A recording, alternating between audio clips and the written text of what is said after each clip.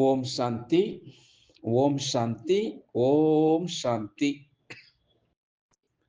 நாம் தொடர்ச்சியாக பாக்கிய விதாதாவிலிருந்து ஒவ்வொரு மூத்த ராஜயோகி, ராஜயோகினிகள் தான் எப்படி சிவபாபாவை, தான் எப்படி பிரம்மா பாபாவை அந்த அலௌகிக வாழ்க்கையில் வாழ்ந்தார்கள், எப்படி அந்த வைரம் போல அவர்கள் வாழ்ந்து சென்றார்கள் அப்படின்று தன்னுடைய அலௌகிக கதை தொடர்ச்சியாக நாம் பார்த்து கொண்டு வருகின்றோம்.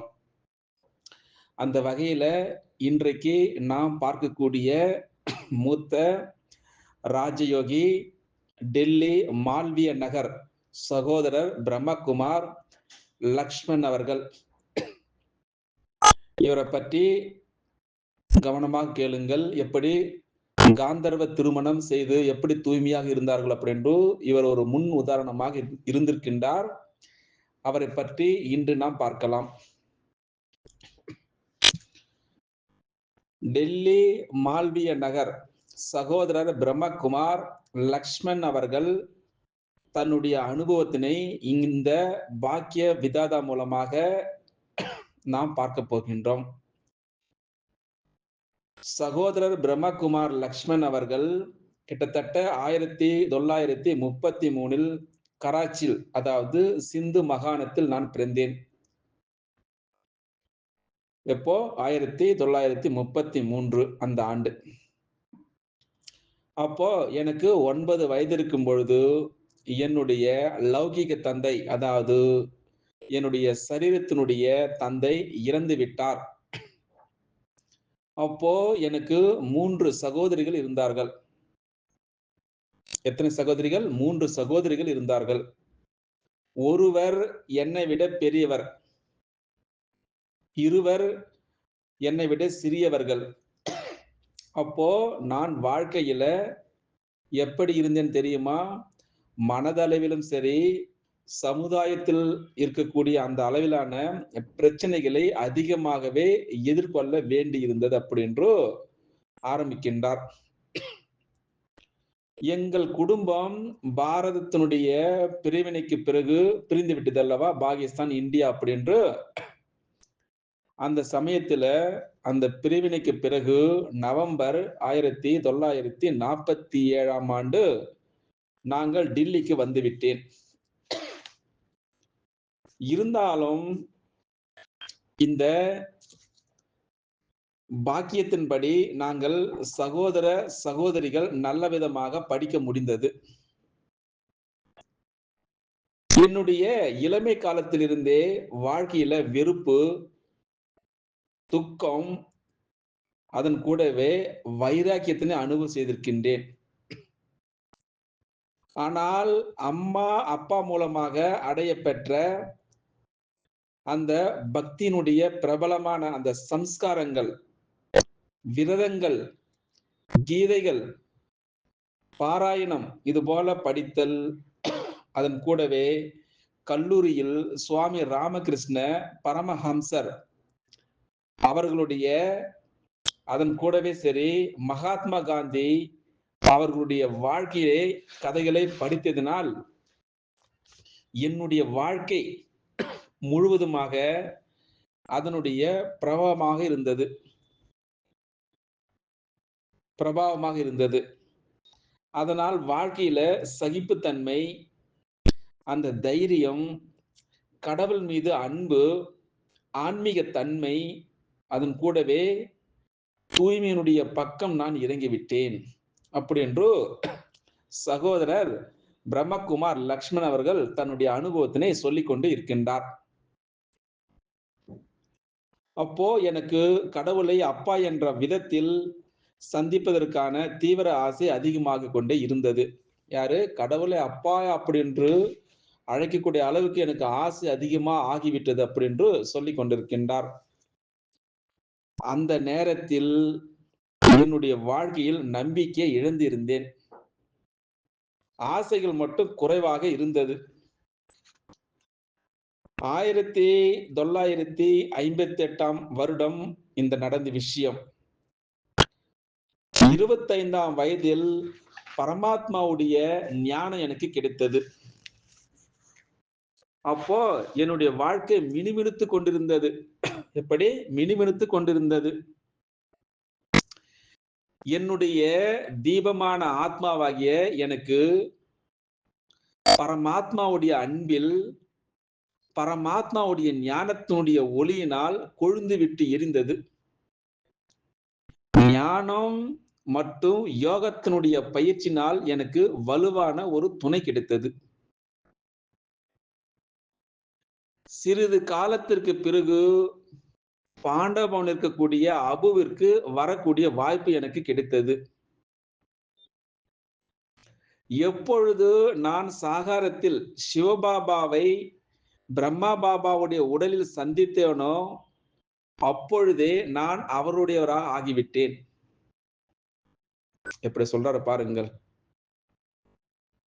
அந்த சந்திப்பு கூட ஒரு அப்பா மற்றும் ஒரு குழந்தையினுடைய சந்திப்பாக தான் இருந்தது. இதை அனுபவம் செய்யணும் கேட்க கேட்க. பரமாத்மா அப்பா தன்னுடைய தோள்களில் என்னை அரவணைத்துக் கொண்டார். ஏதாவது செய்வார்களா? யோசித்து பாருங்கள். நம்பிக்கை இழந்த சமயத்துல தன்னுடைய தோளில் அமர்த்து அரவணைத்துக் கொண்டார் அப்படின்னு தன்னுடைய அனுபவ கதை நம்மிடம் பகிர்ந்து கொண்டிருக்கின்றார் சகோதரர் லக்ஷ்மண் அவர்கள்.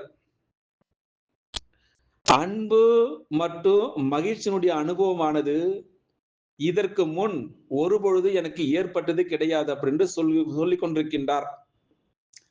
அது மட்டுமின்றி அப்பாவை மீண்டும் மீண்டும் சந்திப்பதற்கான கவர்ச்சி எனக்கு அதிகமாகிக் கொண்டே இருந்தது. எப்படி ஒரு குழந்தை தன்னுடைய தந்தையை ஒரு முறை சந்தித்ததனால் திருப்தி ஆகவில்லையோ அப்படியே எனக்கும் ஆனது. அப்பாவை அநேக முறை சந்தித்து அதனுடைய சுகத்தை எடுத்துக்கொண்டே இருந்தேன். சுயம் பரமாத்மாவே வந்து என்னை சந்தித்ததாக எனக்கு அனுபவம் ஆனது அப்படின்று சகோதரர் லக்ஷ்மண் அவரிடம் நம்மிடம் சொல்லிக் கொண்டிருக்கின்றார். இப்படியாக போய் கொண்டிருக்க வேளையில ஆரம்பத்திலிருந்தே எனக்கு கடவுள் திவ்ய திருஷ்டினுடைய வரதானமா கொடுத்து விட்டார். என்ன வரதானம்? திவ்ய திருஷ்டினுடைய வரதானம் கொடுத்து விட்டார். எப்பொழுதெல்லாம் கடவுளுடைய நினைவில் அமருவேனோ அப்பொழுதெல்லாம் சூட்சும சரீரத்தின் மூலமாக அந்த பிரம்மாண்டத்தினுடைய வளம் வருவதன் கூடவே அந்த சொர்க்கத்தினுடைய அநேக அதிசய அந்த அழகான காட்சிகளை நான் பார்த்திருக்கின்றேன் அப்படின்னு சொல்லிக் கொண்டு இருக்கின்றார். சூட்சும சரீரம்னா அதாவது சூட்சும சரீரத்தில் எலும்பு சதை போன்று கிடையாது, ஒளி உடலாக இருக்கும். அது பேர் தான் சூட்சும சரீரம் அப்படின்னு சொல்வார்கள். அந்த சூட்சும சரீரத்தின் மூலமாக நான் சொர்க்கத்தினுடைய அந்த காட்சிகள் இயற்கை எல்லாம் நான் பார்த்து விட்டு வருவேன் அப்படின்று தன்னுடைய அனுபவத்தினை நம்மிடம் பகிர்ந்து கொண்டிருக்கின்றார் லக்ஷ்மண் அவர்கள் டெல்லியில் இருந்து, மால்வியா சென்டரில் இருந்து. இப்படியாக அந்த அழகான காட்சிகளை பார்த்திருக்கின்றேன். நான் கடவுளோடு ஒரு ரதத்தில், அதாவது அந்த பறக்கக்கூடிய வாகனத்தில் அமர்ந்து வலம் வந்து கொண்டிருக்கின்றேன். இது போல எனக்கு அனுபவங்கள் ஆனது அந்த சமயத்துல. இப்படியாக போய்கொண்டிருக்கக்கூடிய வேளையில நாளுக்கு நாள் தந்தையினுடைய பக்கம், அதாவது அப்பாவுடைய பக்கம் கவர்ச்சி, அவருக்காக அன்பு அதிகமாகிக் கொண்டேதான் இருந்தது, குறையவே கிடையாது எனக்கு. அதன் கூடவே ஞானத்திலும் சரி முழுமையான நம்பிக்கை எனக்கு ஏற்பட்டு விட்டது. ஞானம் என்பதை நான் படிப்பது மட்டும் கிடையாது, எந்த சமயத்தில் பயன்படுத்த வேண்டும், அதுதான் ஞானம். என்னுடைய குடும்பத்தினுடைய அனைத்து உறுப்பினர்களும் ஞானம் அந்த யோகத்தின் வழியில் என்னோடு கூடவே நடக்க ஆரம்பித்தார்கள். அதனால் நான் இந்த ஆன்மீக வழியில் முன்னேறுவதற்கான மிகுந்த உதவி எனக்கு கிடைத்தது. இப்படியாக தன்னுடைய அனுபவத்தை சொல்லிக் கொண்டிருக்கும் போதுல இன்னொரு அனுபவத்தை பாருங்கள், எவ்வளவு அதிசயம் மிக்கதாக இருக்க போகிறது அப்படின்னு. இந்த வருடம் 1962 வருடம். அந்த வருடத்தில் எனக்கு 29 வயதில் என்னுடைய தெய்வீக, அதாவது காந்தர்வ அந்த திருமணத்தினை யார் செய்வித்தார் தெரியுமா? பிரம்மா பாபா செய்வித்தார். காந்தர்வ திருமணம் என்பது என்றால் இருவரும் சமுதாயத்துப்படி திருமணம் செய்து கொள்வார்கள், எல்லாம் சடங்குப்படி. ஆனால் அவர்கள் தூய்மையாக இருப்பார்கள், குழந்தை பெற்றுக்கொள்ள மாட்டார்கள், உடலுறவு வைத்துக் கொள்ள மாட்டார்கள். இதுதான் காந்தர்வ திருமணம். அதனுடைய அந்த திருமணத்தினுடைய லட்சியம் என்னவென்றால் தூய்மையான, அதன் கூடவே யோகி வாழ்க்கையில் இருந்து பரமாத்மாவுடைய காரியத்தில் உதவியாளராக ஆக வேண்டி இருந்தது. இப்படி சொல்கின்றார் பாருங்கள், யுகல் அவங்க 2 பேருமே. இப்படியாக நாங்கள் இல்லறத்தில் வாழ்ந்து கொண்டே அந்த தூய்மையினுடைய சக்தி, அதன் கூடவே கடவுளுடைய விசேஷ வளர்ப்பினுடைய அனுபவம் நான் செய்திருக்கின்றேன். நான் என்னவெல்லாம் அந்த சுப எண்ணங்கள் செய்வேனோ அவை அனைத்தும் சரி பாபா கண்டிப்பாக பூர்த்தி செய்து விடுவார். அவ்வளோ சொல்லுகிறார் பாருங்கள். எவ்வளவு அற்புதமாக இருக்கிறது இந்த வரதானங்கள், சுப எண்ணங்கள். சாகார பாபா எங்களை மகாவீரினி என்று அழைத்து இந்த வழியில் நடப்பதற்காக உற்சாகப்படுத்துவார். பரம்பிதா பரமாத்மா சிவபாபாவும் ஆன்மீக சக்தி கொடுத்து வெற்றியாக்கினார் எங்களை. பரமாத்மா தன்னுடைய குழந்தைகளுக்கு நாடகத்தில் விசேஷ அந்த பாகத்தினை கொடுத்து முழு உலகம், அதன் மட்டுமா சரி ஈஸ்வரிய குடும்பத்தில் இருந்து கொண்டே எங்களுடைய மனம், எங்களுடைய உடலால் முழுமையான தூய்மையாக இருப்பது இந்த சங்கமுகத்தில் மிகவும் எளிதான ஒரு சம்பவமாக இருந்தது. அப்படின்று டெல்லியில் இருந்து பிரம்மகுமார் லக்ஷ்மண் அவர்கள் தன்னுடைய காந்தர்வ திருமணத்தை பற்றி தெளிவாக ஆணித்தரமாக நம்மிடம் அந்த தூய்மையான வாழ்க்கை, அந்த யோகி வாழ்க்கை, அந்த ஞான வாழ்க்கை முழுவதுமாக நம்மிடம் பகிர்ந்து கொண்டிருக்கின்றார். ஏனென்றால் பரமாத்மா சுயம் வழிகாட்டியாக கைடு ஆகின்றார். அதன் கூடவே வரக்கூடிய சத்தியுக அந்த சிருஷ்டியில், அந்த புது உலகத்தில் அந்த தூய்மையான, அதன் கூடவே சதோ பிரதானமாக்கி ஸ்ரீ லக்ஷ்மி, ஸ்ரீ நாராயணனுடைய ராஜ்யம் ஸ்தாபனை செய்கின்றார். பாபா தான், அதாவது பாப்தாதா தான் நம்மை தூய்மையாக அந்த சத்தியத்தினுடைய வழிப்படி நடந்து அந்த சொர்க்கத்தினுடைய அந்த உயர்ந்த அந்த எஜமானனாகுவதற்கான குறிக்கோள் காட்டியிருக்கின்றார். எவ்வளவு அத்தாரிட்டியாக நம்மிடம் லக்ஷ்மண் சகோதரர் பகிர்ந்து கொண்டிருக்கின்றார் பாருங்கள். இப்படியாக சாகார பாபாவுடன் என்னுடைய ஒவ்வொரு நொடியும் சரி, அவருடன் நான் என்னவெல்லாம் பேச்சுவார்த்தைகள் நேரடியாக நடந்தனவோ அவற்றினுடைய நினைவுகளாலேயே நான் மெய்சிலிருந்து விட்டிருக்கின்றேன். அது மட்டுமா, அந்த அன்பினுடைய கண்கள் ஈரமாகி விடுகின்றன அந்த சமயத்தில். சாகார பாபா எனக்காக என்னவெல்லாம் அந்த மகா வாக்கியங்கள் உச்சரித்திருக்கின்றாரோ அவைகள் அனைத்தும் எனக்காக வரதானங்களா ஆகிவிட்டது. இப்படியாக தன்னுடைய அனுபவத்தினை நம்மிடம் பகிர்ந்து கொண்டிருக்கின்றார். இப்பொழுது இன்னொரு அழகான ஒரு அனுபவத்தை நம்மிடம் பகிர்ந்து கொள்ளப் போகின்றார். என்ன அனுபவம் பார்க்கலாமா? இப்படியாக போய்கொண்டிருக்கக்கூடிய வேளையில பாபா ஒரு முறை இந்த குழந்தை மிகவும் லக்கியானவர், அதாவது அதிர்ஷ்டசாலி அப்படி என்று அந்த இந்திர சபையில் சொல்லிவிட்டார். இதே அனுபவங்கள் என்னுடைய வாழ்க்கையில் ஒவ்வொரு அடியிலும் சரி எனக்கு ஏற்பட்டு கொண்டே இருந்தன அப்படி என்று சொல்லிக் கொண்டிருக்கின்றார். பாபா என்னுடைய வாழ்க்கையை இலகுவாக, அதாவது லைட்டாக, பற்றற்றதாகவும் அதன் கூடவே மிகவும் சுகமயமாக ஆக்கிவிட்டார். யாராவது செய்வார்களா? இது போல சாதாரண லௌகிக தந்தை செய்வார்களா? பாருங்கள். அதன் கூடவே தந்தையை பின்பற்றி, அதாவது ஃபாலோ ஃபாதர், தந்தையை பின்பற்றி அவரை போலவே ஆக வேண்டும், அதாவது ஈக்குவல் டு ஃபாதர். இது போல அனைத்து ஆத்மாக்களுக்கும் சரி, தன்னுடைய வார்த்தை, தன்னுடைய கர்மத்தின் மூலமாக பரமபிதாவினுடைய செய்தினை கொடுத்து என்ன செய்கின்றார்? முக்தி மற்றும் ஜீவன் முக்தியினுடைய உலகத்தில், அந்த உலகத்தில் தூய்மை, அந்த சுகத்தினுடைய ஆஸ்தியினை அவர்களுக்கு ஏற்படுத்த வேண்டும் அப்படி என்ற வாழ்க்கையினுடைய லட்சியத்தினை நமக்கு கொடுத்திருக்கின்றார் இந்த சங்கம யுகத்தில். இப்படியாக என்னுடைய அலௌகிக வாழ்க்கை அனைத்து பிராப்திகளாலும் நிறைந்து விட்டது அப்படின்னு சொல்லலாம். அப்படி என்று மூத்த சகோதரர் லக்ஷ்மண் பாய் டெல்லியிலிருந்து மால்வியா சென்றிலிருந்து நமக்காக இவ்வளவு அலௌகிக கதை நம்மிடம் பகிர்ந்து கொண்டிருக்கின்றார். பார்த்தீர்களா ஈஸ்வரிய வாழ்க்கை எப்படி இருக்கிறது அப்படி என்று? இந்த சங்கமுகத்தில் பரமபிதா பரமாத்மா பிரம்மா பாபாவுடைய உடலை பயன்படுத்தி எவ்வளவு ஆன்மீக நஷாவை ஒவ்வொரு ஆத்மாக்களுக்கும் முக்தி, ஜீவன் முக்தியை உருவாக்கி இருக்கின்றார் பாருங்கள். இப்படியாக கடவுள் வெறும் அலௌகிக வாழ்க்கையினை மட்டும் உயர்த்தவில்லை.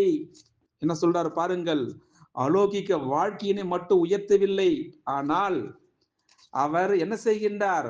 லௌகிக வாழ்க்கையினுடைய அனைத்து பிராப்திகளினாலும் நம்மை ஒவ்வொரு விதமாக நிறைத்துக் கொண்டிருக்கின்றார். இப்படிதான் என் வாழ்க்கை அப்படிதான் உருவானது அப்படி என்று சொல்லிக் கொண்டிருக்கின்றார். இன்னொரு அனுபவத்தை நம்மிடம் பகிர்ந்து கொள்ள போகின்றார். என்ன அனுபவம் அப்படின்றால், ஒரு கிளார்க், அதாவது தமிழ் குமாஸ்தான் சொல்லுவாங்க. அந்த குமாஸ்தா வேலையிலிருந்து முன்னேறி நான் அரசாங்க கம்பெனியுடைய முக்கிய நிர்வாகி பதவி வரை சென்றடைய வைத்தார். பாருங்க, என்ன செய்ய வைத்தார்? அரசாங்க கம்பெனியுடைய முக்கிய நிர்வாகி பதவி வரை சென்றடைய வைத்தார் ஒரு குமாஸ்தா. வாழ்க்கையில சுகத்தினுடைய அனைத்து சாதனங்கள் மற்றும் வசதிகள் நன்றாகவே நிறுத்திவிட்டார் என்னுடைய வாழ்க்கை, லௌகிக வாழ்க்கை. லௌகிக காரியத்தினுடைய பேரில் நான் உள்நாடு சரி வெளிநாடுகளுக்கு அழைத்து சென்று இந்த ஈஸ்வரிய சேவைகள் மூலமாக என்னுடைய அழியாத சம்பாதித்தினை நான் செய்வித்தார். என்னுடைய வாழ்க்கையில திருப்தி, சுகம் மற்றும் புகழ் கிடைத்தது. கடவுள் வந்திருக்கின்றார். அவருக்கு தன்னுடைய வாழ்க்கையை அர்ப்பணிப்பதனாலே எனக்கு ஆன்மீக முன்னேற்றம் மற்றும் வெற்றி கிடைத்தது அப்படின்னு சொல்கின்றார். இப்படி ஆரம்பிக்கும் பொழுது எனக்கு நம்பிக்கை இல்லாதிருந்தது, இப்பொழுது நம்பிக்கை எனக்கு வந்திருக்கின்றது. குடும்பம் மற்றும் சமூகத்திற்காக தன்னுடைய காரியத்தினை முழுமையாக்குவதில் சாமர்த்தியம் மற்றும் வெற்றியாளராக்கி அவர் என்னை சுகமயமாகவும் திருப்தியாக ஆக்கிவிட்டார். எவ்வளவு ஆணித்தரமாக சொல்கின்றார் பாருங்கள். நம்பிக்கை இல்லாதவரை நம்பிக்கை உரியாக்கிவிட்டார். அரசாங்க வேலையில் வேலை செய்திருக்கின்றார் பெரிய அதிகாரியாக. இப்படியாக தன்னுடைய அனுபவத்தினை பிரம்மகுமார் லக்ஷ்மண் அவர்கள் நம்மிடம் பகிர்ந்திருக்கின்றார். இன்னொரு அனுபவத்தை நம்மிடம் பகிர்ந்து கொள்ள போகின்றார். பார்ப்போம் அது என்ன அனுபவம் அப்படி என்று. நான் பாபாவுடனே ஆன பிறகு அநேக அனுபவங்கள் மற்றும் பிராப்திகள் எனக்கு ஏற்பட்டது. அதன் மூலமாகவே நான் நிராகார சிவ பரமாத்மா இந்த சரீரத்தில் என்னுடைய நன்மைக்காக வந்திருக்கின்றார் அப்படி என நான் புரிந்து கொண்டேன். அதனாலே தான் அவர் புகழாக என்ன செய்கின்றார்கள்? பதித்த பாவன், பார்வையற்றவருக்கு வழிகாட்டக்கூடியவர், ஏழை பங்காளன், இப்படியெல்லாம் இருக்கிறது அப்படின்றோ தன்னுடைய கதையை சொல்லிக் கொண்டு இருக்கின்றார். அதனால்தான் ஆஹா பாபா ஹாஹா, நீங்கள் இந்த பார்வையற்ற ஆத்மாவிற்கு என்ன கண் கொடுத்திருக்கின்றீர்கள்? ஞானத்தினுடைய 3வது கண்ணை கொடுத்தீர்கள். அது மட்டுமல்லவா, என்னை தூய்மையாக்கினீர்கள். ஏழை பங்காளனாகி நீங்கள் என்னை நிறுத்தி விட்டீர்கள். இது மட்டுமா, வழி தவறிவிட்ட வழிபோக்கனுடைய கையை பிடித்து வாருங்கள், என்னுடைய செல்லமான குழந்தாய் வாருங்கள், இப்பொழுது என்னுடன் அந்த சத்தியத்தினுடைய அந்த தூய்மையினுடைய வழியில் நடங்கள் அப்படின்னு சொல்கின்றார் சங்கமகத்தில் சிவபாபா. நான் உங்களை சத்தியுக அதாவது சொர்க்கத்தினுடைய அந்த குறிக்கோள் வரை கொண்டு போய் சேர்த்து விடுவேன் அப்படின்னு சொல்கின்றார் சிவபரமாத்மா. இப்படியாக தன்னுடைய அனுபவத்தினை பிரம்மகுமார் யுகல் காந்தர்வ திருமணம் செய்து கொண்டு எப்படி வெளிநாடு உள்நாடு சேவை செய்திருக்கின்றார் பாருங்கள். இது மட்டுமா, மூன்றாவது கண்ணை ஓபன் செய்து விட்டு எண்ணமெல்லாம் மேஜிக் செய்திருக்கின்றார் பாருங்கள் சிவபரமாத்மா. அதனால்தான் சிவபாபா சொல்கின்றார், இனிய குழந்தைகளே, எவ்வளவு முடியுமோ என்ன செய்ய வேண்டும்? ஆத்ம அபிமானி ஆவதற்காக பாடுபட வேண்டும். எவ்வளவு நீங்கள் ஆத்ம அபிமானி ஆகுவீர்களோ அவ்வளவு அநேக நோய்கள் உங்களை விட்டு விலகி கொண்டே செல்லும். இனிய குழந்தைகளே, நீங்கள் இப்பொழுது அதாவது டாக்கிலிருந்து சொல்வார், அதாவது பேசுவதிலிருந்து அந்த மூவிக்கும் அதாவது சைகைக்கும் அந்த மூவிலிருந்து சைலன்ஸிற்கு செல்ல வேண்டும். அதாவது மௌன உலகத்திற்கு செல்ல வேண்டும். அதனால் டாக்கி அதாவது பேசுவதை குறைத்துக் கொள்ளுங்கள். அதனால்தான் இந்த சங்கமகத்தில் யார் மிகவும் குறைவாகவும் யார் மெதுவாகவும் பேசுகின்றார்களோ அவர்கள் என்ன வீட்டை சேர்ந்தவர்கள்? ராயல் வீட்டை சேர்ந்தவர்கள் என புரிந்து கொள்ளப்படுகிறது இந்த சங்கமகத்தில். அதனால் குழந்தைகளே, உங்களுடைய வாயிலிருந்து என்ன வர வேண்டும்? சதா ஞான ரத்தினங்களே வெளிவர வேண்டும். இப்படியாக நம்மிடம் இவ்வளவு நேரமாக டெல்லியை சேர்ந்த மால்விய நகர் சகோதரர் பிரம்மகுமார் லக்ஷ்மண் அவர்கள் தன்னுடைய அலௌகிக கதையை நம்மிடம் எவ்வளவு அற்புதமாக ஒவ்வொரு நிமிடமும் ஓப்பனாக நம்மிடம் பேசி நம்மையும் சரி அந்த அலௌகிக அந்த போதையில் இருக்க வைத்தார். இவ்வளவு நேரமாக அவருக்காக நன்றி சொல்லலாம், பிரம்ம பாபாவுக்கு நன்றி சொல்லலாம், சிவபாபாவுக்கு நன்றி சொல்லலாம். எவ்வளவு அனுபவம் செய்திருக்கின்றார் பாருங்கள். லௌகிக வாழ்க்கை நம்பிக்கையை இழந்திலிருந்து அலௌகிகத்திற்கு வந்த பிறகு நம்பிக்கையை உருவாக்கி இருக்கின்றார் சிவபரமாத்மா. எவ்வளவு பெரிய விஷயம். இப்படியாக தன்னுடைய வாழ்க்கையை சொல்லி கூறி முடித்து விட்டார். பார்ப்போம் நாளைக்கு வேறொரு மகானாத்மாவை மூத்த ராஜயோகியை பற்றி நாம் பார்க்கலாம். அச்சா, ஓம் சாந்தி, ஓம் சாந்தி, ஓம் சாந்தி, ஓம் சாந்தி, ஓம் சாந்தி, ஓம் சாந்தி. நாம் தொடர்ச்சியாக பாக்கிய விதாதாவிலிருந்து ஒவ்வொரு மூத்த ராஜயோகி ராஜயோகினிகள் தான் எப்படி சிவபாபாவை தான் எப்படி பிரம்மா பாபாவை அந்த அலௌகிக வாழ்க்கையில் வாழ்ந்தார்கள், எப்படி அந்த வைரம் போல அவர்கள் வாழ்ந்து சென்றார்கள் அப்படின்று தன்னுடைய அலௌகிக கதை தொடர்ச்சியாக நாம் பார்த்து கொண்டு வருகின்றோம். அந்த வகையில இன்றைக்கு நாம் பார்க்கக்கூடிய மூத்த ராஜயோகி டெல்லி மால்விய நகர் சகோதரர் பிரம்மகுமார் லக்ஷ்மண் அவர்கள். இவரை பற்றி கவனமாக கேளுங்கள். எப்படி காந்தர்வ திருமணம் செய்து எப்படி தூய்மையாக இருந்தார்கள் அப்படின்னு இவர் ஒரு முன் உதாரணமாக இருந்திருக்கின்றார். அவரை பற்றி இன்று நாம் பார்க்கலாம்.